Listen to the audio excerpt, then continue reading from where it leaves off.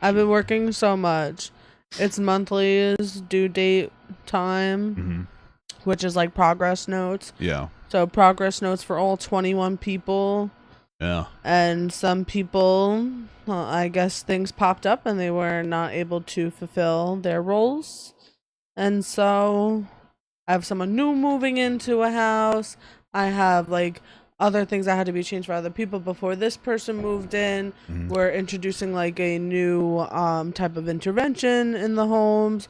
So like the accessory for that intervention arrived, so we had to get the ball rolling on getting the plans in, because like I'm also the type of person, like I have so many priorities at my work that like I need to prioritize the priorities. So for this new intervention, basically it's a intervention using mats. Okay. It's called Ukero, Ukero.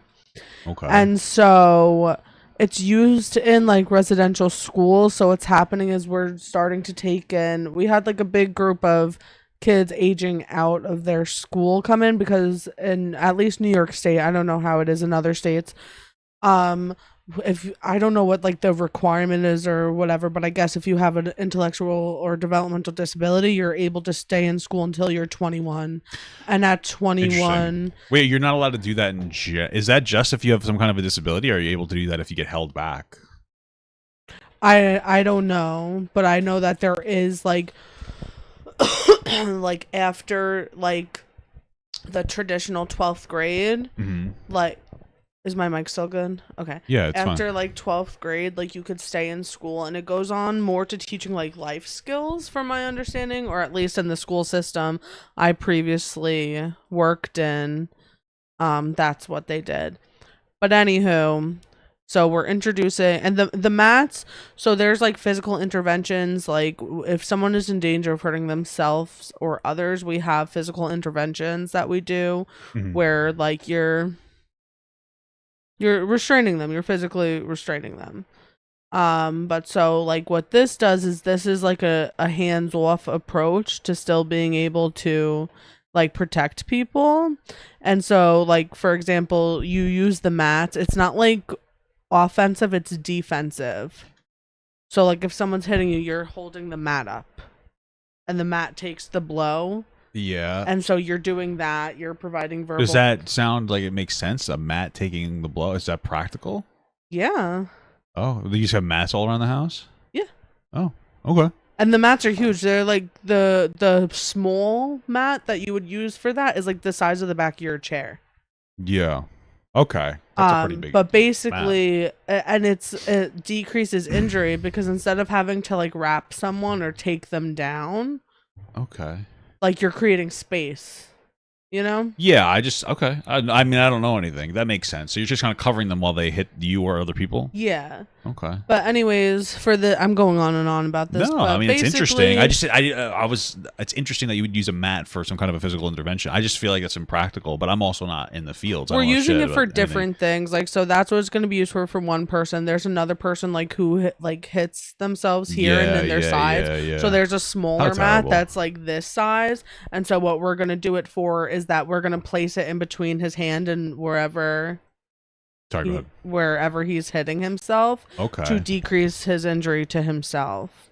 That makes sense. I guess I shouldn't ask so many questions about I was just gonna say, does he get like upset when you try to stop him from hurting himself? Yeah, so he is someone where like, because he is hurting himself, so the proper thing to do is to intervene, and you like physically. Yeah. And you want to start with the least restrictive. All the time you don't want to jump into something that's like too restrictive. You want to do like the less restrictive things first.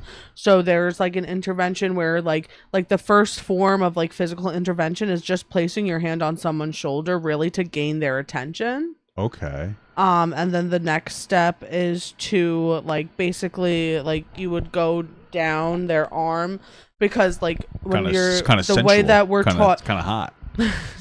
You're ridiculous. What? But like with physical interventions, you're always taught to like move your hand like down the body. Okay. Because you don't want to just go grab what you're going to. That's smart. Yeah. Wait, that's really smart. So you're saying that I didn't think about it. So you start here as like a This is a comforting thing. Usually when you put someone your hand on someone's shoulder and then you just kind of move it down to like hold their hand rather than like going for their hand, because it's just less it's less threatening, I guess you'd say. Mm-hmm. Wow, that's actually kind of cool. That's interesting.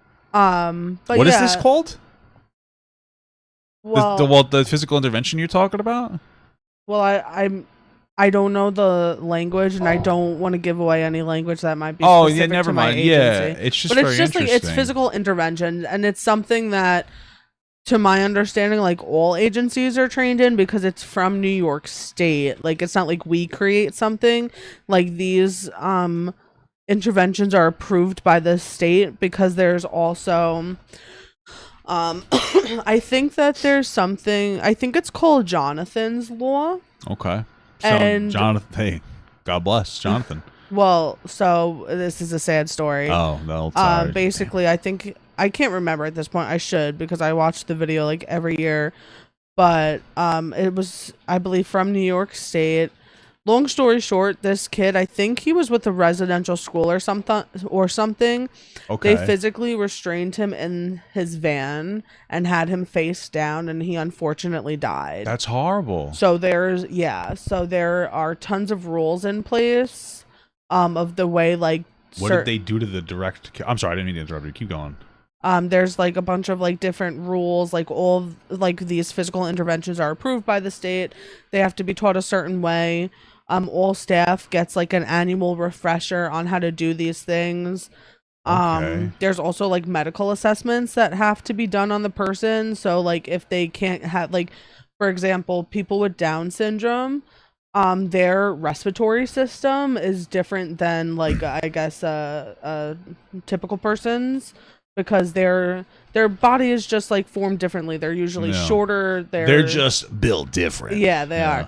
But so like, for example, you can't do, I don't know exactly, but you can't do some form of physical intervention on them because, again, their respiratory system is different. Right, that makes sense. So you could like cause them to not be able to breathe by doing something that if you did it on me, it wouldn't be a problem.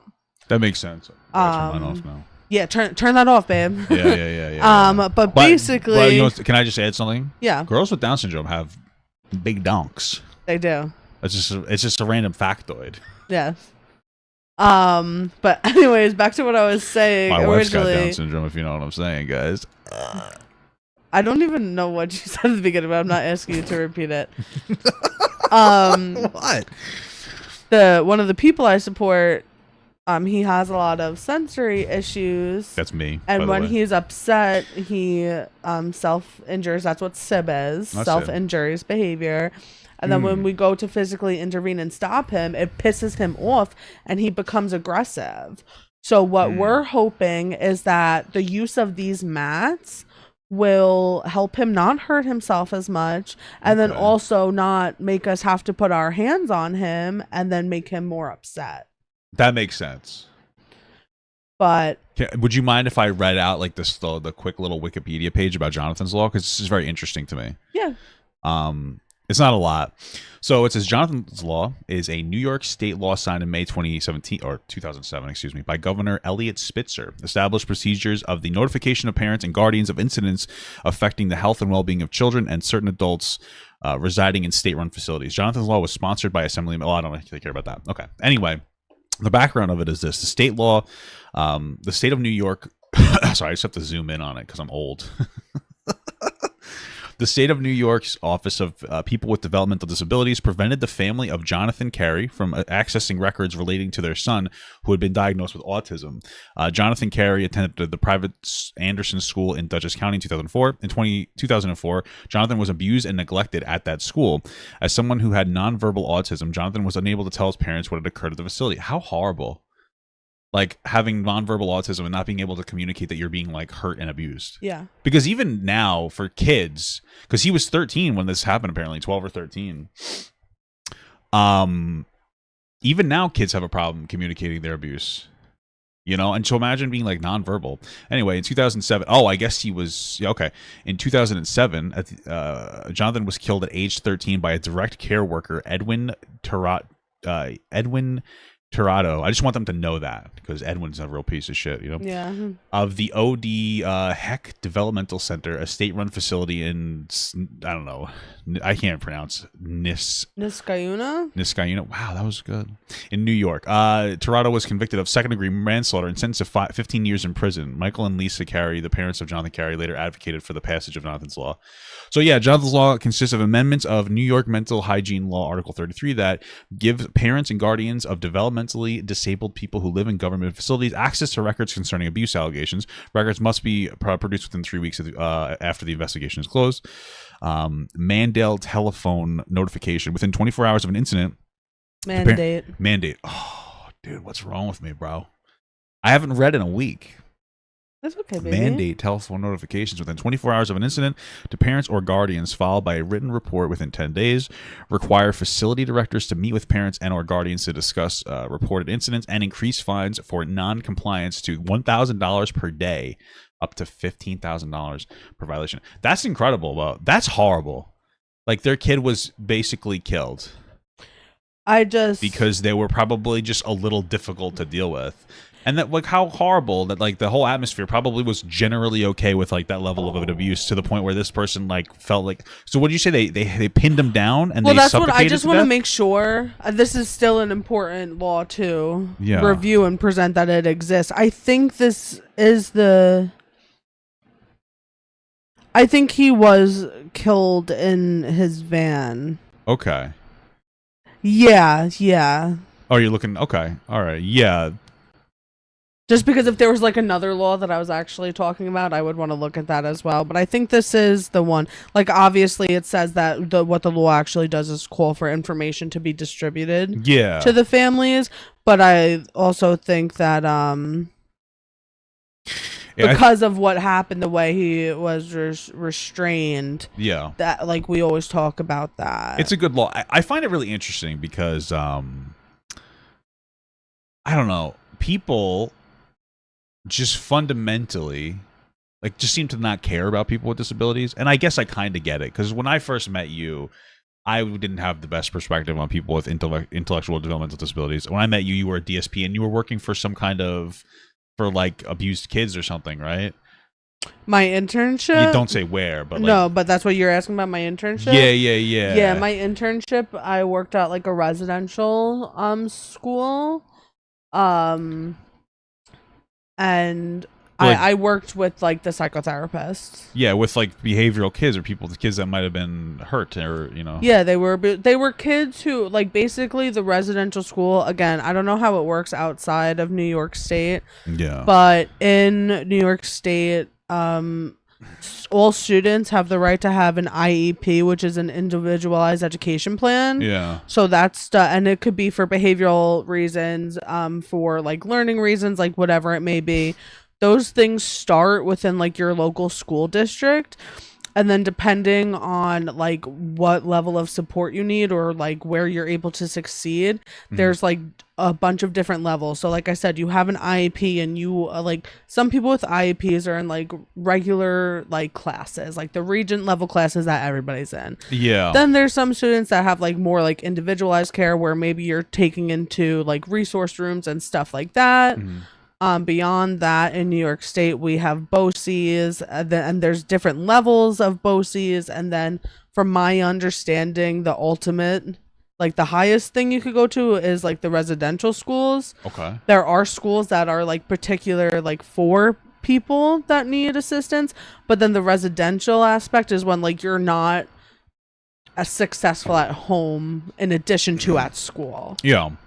So, yeah. So what I was saying is that, like, I remember I was saying it's sad because this is a kind of general attitude I feel like a lot of people have. Even people who work with people with disabilities, some of them have like such negative attitudes towards working with people.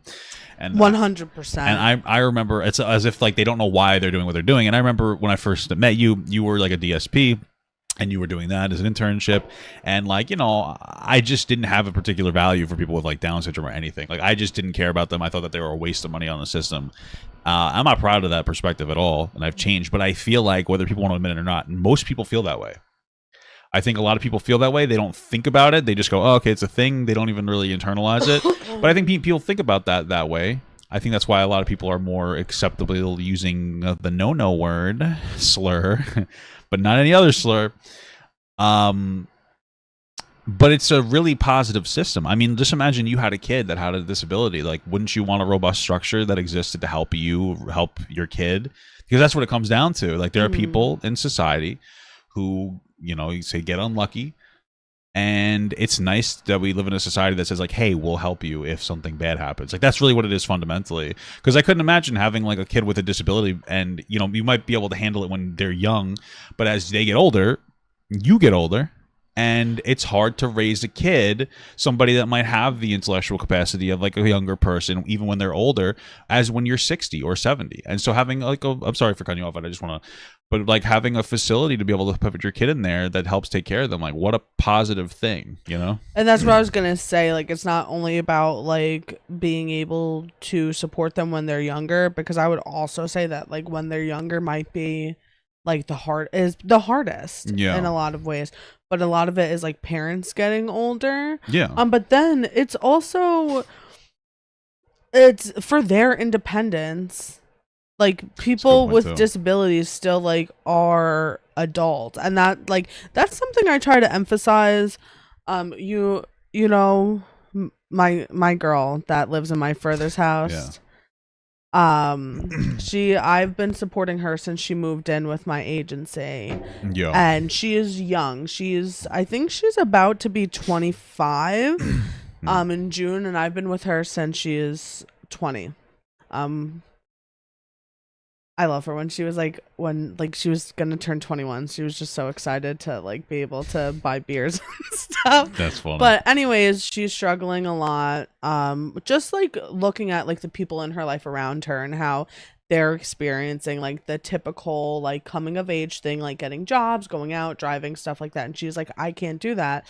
And what I try to tell her is like, yeah, like they're doing all those things, and I understand it's frustrating, but like one of the things on their list is to live alone without their parents. And I always tell her like, look where you are. Like you're ahead of them on that.